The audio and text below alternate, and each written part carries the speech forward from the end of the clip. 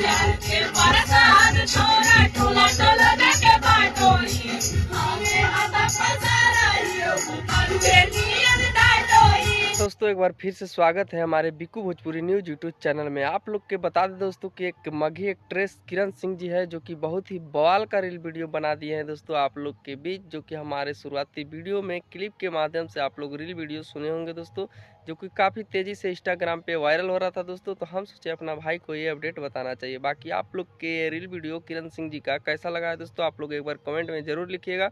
और आशीष यादव जी के गाना भी बनाया है दोस्तों, जो गाना का टाइटल है कि प्यार के परसादी छौड़ी टोला टोला जाके बाटो ही, आगे प्यार के परसादी छौड़ी टोला टोला जाके बाटो ही, हमें हाथा पसारो ही बुतरु निहिया न डाटो ही, हमें हाथा पसारो ही बुतरु निहिया न डाटो ही। तो वीडियो अच्छा लगा तो वीडियो को लाइक कीजिएगा, चैनल को सब्सक्राइब कीजिएगा।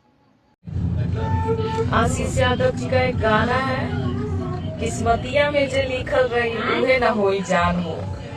ये बात बहुत सही है, जो वो गाय है एकदम सही है, एकदम 100 में से 100% सही है।